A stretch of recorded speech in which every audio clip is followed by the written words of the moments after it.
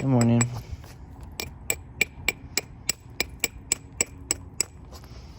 I'm working on some dacite. I'm making some knife blades to be handled for someone. And I was selecting what billet to use. And I picked this whitetail billet because it's a good size for the size of a biface. And I was looking at it and I was noticing that a lot of the billets that have a curve in the beam, you'll prefer to use it one way. It's because of the curve here. I've used it some here, but it's not quite as comfortable. So as it shortens down and I choke up on the billet, I'll start working it more here. This area here is, you can see as I swing, it's getting in the way of the back of my hand. You really can't hold this into your hand and try to swing it down. You need to be able to have some, so follow through. It makes it easier to remove these small flakes, especially on dacite, if you just kind of let your wrist do the work. And so this is sort of the comfortable area due to the arc of the billet. So my curved billets wear flat faces, and then when they wear flat faces, I'll end up using more of, towards the corner, and then having to isolate a certain amount to hit the flat spot. But I generally try to just use more of that's where it wears a beveled flat area. The straighter billets I'll just turn them in the hand, and then they'll eventually get pointed, and then it becomes difficult to hit on sweet spots without that point clipping, so then I'll just grind that down slightly, and then I'll dress it just around the edge a little bit. But you can see I can use different sides of it because it's turning in the hand. And little antlers like this I sometimes use for a billet too, and you can see how pithy it is there, but I've worn around the outside and it's gotten this little hook. I can even use that a little bit, but at some point that'll just need to be taken down a little bit. So the shapes of how these billets work is pretty interesting, because I'm not designing it to be a certain shape. And a lot of moose billets that you see offered for sale are just ground around, and I wish they'd leave them a little bit rattier, because a lot of that good bone is on the outside. And if the moose billet pommel has a little bit of a curve to it, they sort of over grind them, I think, because most people who grind and sell these things don't use them a lot. But there are some nappers that like to keep their tools really ground down a certain way it's comfortable, and then you end up just using a little area and then grinding the rest to shape around it. So I've always been, if it affects my napping a little bit, just learn how to modify it so I can just keep using them. I've made hundreds of points with this, and I've finished thousands, literally thousands with this thing. So I do as little maintenance as possible. I don't know if that's good or bad. Sometimes if it's too ratty, it's a problem, but I was just wanting to put that out there for people. It takes a while to break in a billet, so if you get something that's just cut off the skull, you kind of want to scuff it up and start using it, just messing around with it, maybe, and have a finishing billet that you save for other stuff. Another thing is, especially on this dacite, very light grinding. So I'll use this abrader to turn and thicken edges, and then I don't do a lot of grinding, except for when edges get really organized, and I can do a lateral grind when I'm finishing, and then just do a little nip isolation, or I can just use the billet for it. So hopefully this is in the frame. So let's just do a few flakes here. So just a little teeny isolation, just the corner of the billet.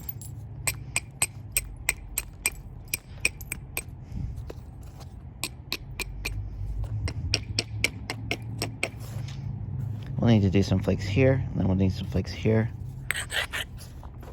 At this stage, a lot of this stuff is mindless, but you want to pay attention to the light grinding on the edges and the places you can remove flakes, because even though I'm not doing a lot of isolation, the places I'm hitting and the angles which I'm hitting are pretty specific.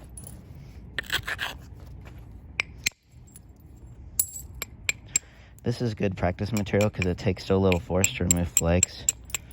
So if you're switching over to antler and trying to gain some experience, so this is probably a good material to start on. I'm going to need to do just a little grind in there, and just get a little flake through there.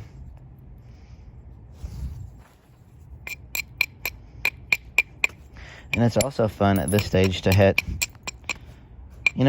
edges that are, yeah, maybe not perfect, but you can kind of just see what you can get away with.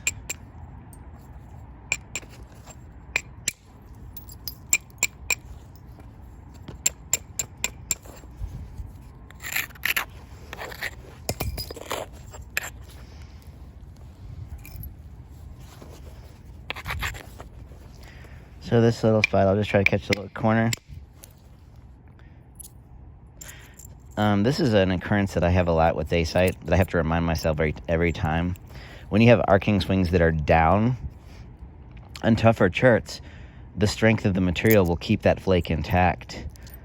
On obsidian a lot, when it's down, as the fracture happens, you'll fold the flake because it can't withstand. It doesn't have the integrity to carry through. And you think that I would automatically do that every time I nap, but inadvertently, I have to remind myself of that. So you really want to get more in on some of the platforms, or beef up your support.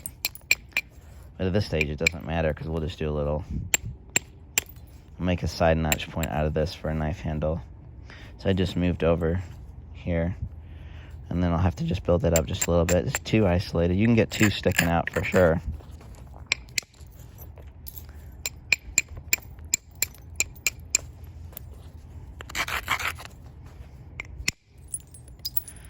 That one I carelessly hit twice. I hit one there and I hit one there. I have to turn and work more of the corner of this. I hit flakes all the time that I don't mean to. You learn to make adjacent edges to where if you miss, you don't do something bad. You sort of plan for that a little bit, and then you just kind of realize that at certain points you can fix stuff. It's not crucial right now to do everything right.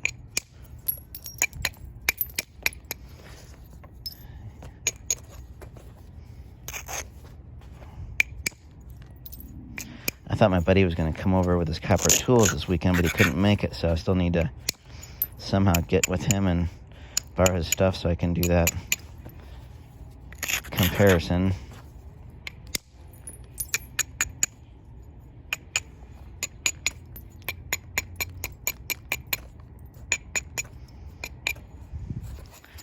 Let's get a little flake across there and trim this down. Decide how far, the little we can go. Even though this is pretty high, we can still just abrade that a little bit. And, oops, if I would have hit my platform, I would have got it.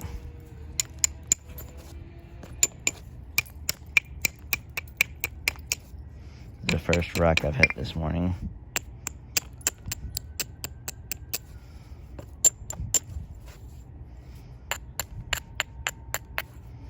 If you look at my debitage pile and my bifaces, you wouldn't think I made a lot of this stuff in there if you have a high opinion of my flint knapping.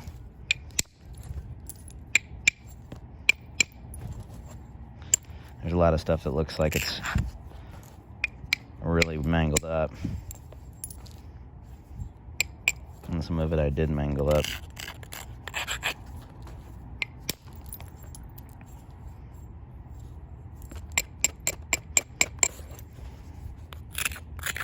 If you do a lot of dulling and lateral grinding, then when you go into turn and move the edges, then you can't, because you've dulled it past the point of being able to do all this subtle edge turning.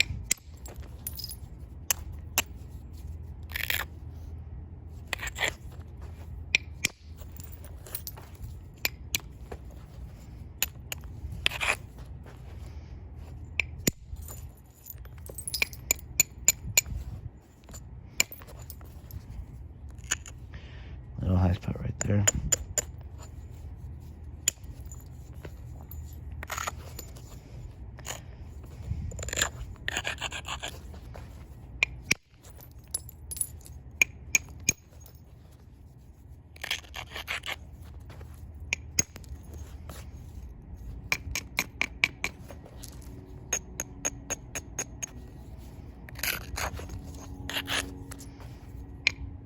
This really need to just hit with a hammerstone there.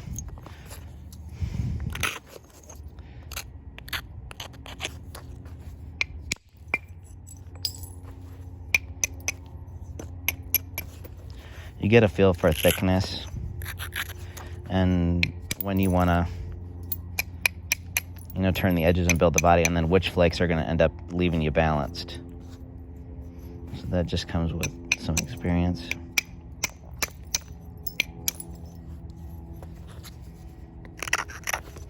So we don't need to make a whole point. This is gonna, at some point I'll probably just do the punch and put the edge work on it and then punch notch it. So maybe do a couple little subtle flakes.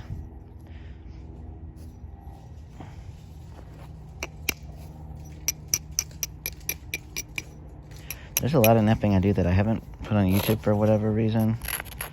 And I want to get into, or at least if I'm not going to do a lot of it, suggest that people get into it. And I've told people offline a lot of things that I think were, it was happening prehistorically. And not a whole lot of people have, to my knowledge, followed up with it. So I'll start dropping videos on that too. Because some of the hints that I've gotten, when I learned to nap, there wasn't YouTube. There was a collection of nappers and some traditional nappers. Some nappers were really guarded with how they did stuff. Some nappers would drop hints and you weren't sure if it was, misdirection or if it was, people were selling their work and they were sometimes guarded about how they would show stuff, but most of it was copper nappers that would know a lot about point typology, so I would get insights into.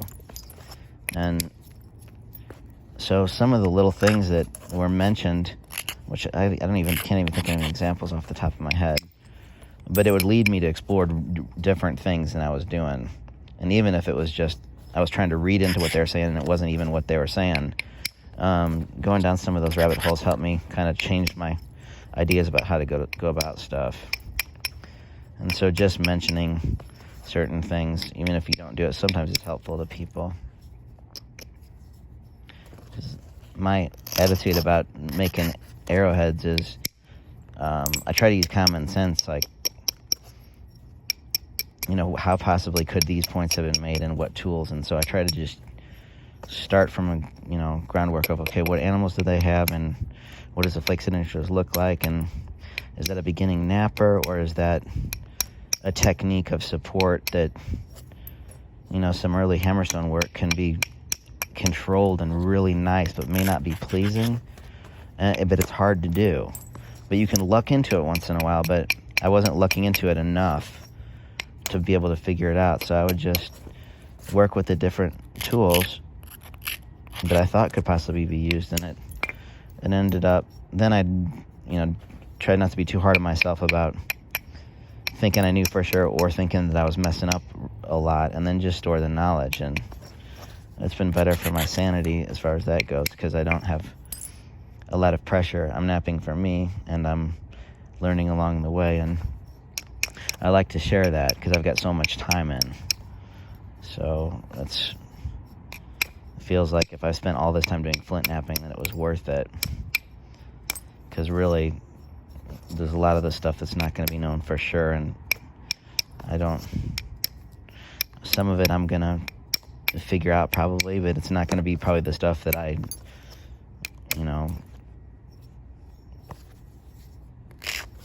you have to just evolve it, and you have to change as you evolve it.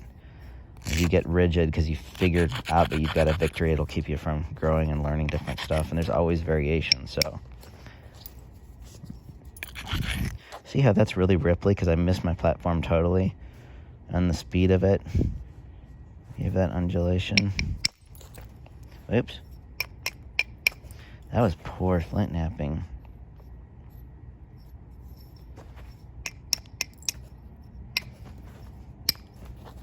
So I hate abrading obsidian, man. That wasn't a bad one because it was shallow in my finger, but I've flat abraded stuff in far before. Alright, let's fix this. Even though it's pointy and it's high there, I think I can... Here. And we'll get a couple more in our punching, and we'll make a side notch. And I can probably show some. Let's do a little vertical punching just because I haven't shown a lot of that. Maybe shows up. Advantage to vertical punching is that pressure can get really steppy on this stuff. And the vertical punching can come off faster, so it's not steppy. So you just pretend like you're pressure flaking, and you put the tool up there, and you take a little flake, maybe move over, do a little brush, take a little flake. The flakes are going to stop on the pad with pressure flaker. If you're pressure flaking like this, and where it's making contact, you're gonna step the flakes. On really raw stuff, it's going to be really bad. So the punch helps because I can keep it up, and then it's got enough energy, it's not going to step as bad. See those little flakes? Looks like pressure flakes. And it's super easy to do. And if you're older and you want to flint nap and you can get good with these little vertical punches to finish stuff, you really save your wrist and elbows. I don't know where I'd be, because I do all my pressure with bone and antler and buffalo. And I've made so much stuff that I'd really be probably broke down if I did a lot more pressure and a lot less punching.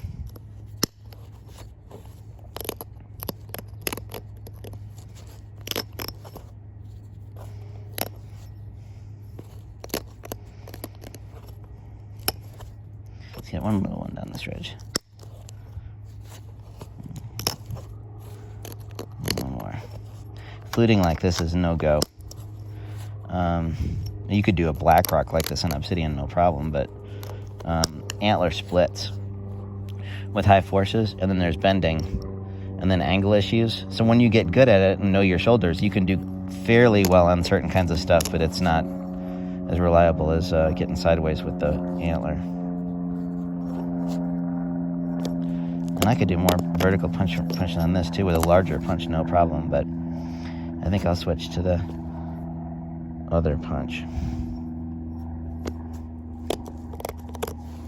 Alright, that's a good stopping point. That was probably... So lessons of this video. Billet shape, you kind of just change your hold. Certain curves of antlers will naturally wear certain flatnesses. If you're right-handed and you've got a buddy who's left-handed and you both nap with antler, it'd be a great idea to just mail your stuff back and forth if they knew what they're doing and they're not going to beat it up. Because you can wear the exact opposite way and keep those antlers going and be more comfortable. The cylinder billets wear roundy and then get a little points that needs to be taken down. And then any little section of bone where it's off of a beam can be used. Abrading on this stuff is very light, and the forces don't need to be a lot if the speeds if the edges are right on this on good glassy chert or the dacite. There's all kinds of other rules for support once you start getting thin, but if you're learning, it's helpful to work on a little bit narrower, a little bit heavier stuff, maybe some friendly material like this dacite, and just work it in. If you start lipping flakes, just make them a little leaner and just look at the edges closer, because if you're normally used to napping with copper, then so many of those platforms are going to be just heavy edges that you can remove good flakes, and the antler is going to have bad results. So just slow down a little bit and lean up your edges and do some light grinding and have fun. If it's not fun, but you have an end goal, suffer through it and decide how much suffering you want, because some of that builds character, right? Or at least it has for me. I don't have a very high opinion of my napping, and it's not false modesty. It's just that I know what I want to accomplish, and the artifacts out there that are so beyond, if not just technical and artistic ability, the scope of how the themes matched so well within those, and how different those methods of support, maybe tool type and structure, is from my type of napping. So it's an endless game of just keeping interest at most, and that curiosity and learning those tool types is what gets me going. So that was another ramble. I apologize for that. But don't be hard on yourself. I know a lot of people that are struggling, and they want to achieve things, and you get so much excitement. Just get into the flow with your tools and learn it, and let that excitement, influence you, and but don't get too down on yourself when you mess up. I'm guilty of that sometimes too. I make some stuff that's not right, but you know, kind of good enough, and I'm like, oh, if I could just change it just a little bit. And so, nap casual. All right, thanks.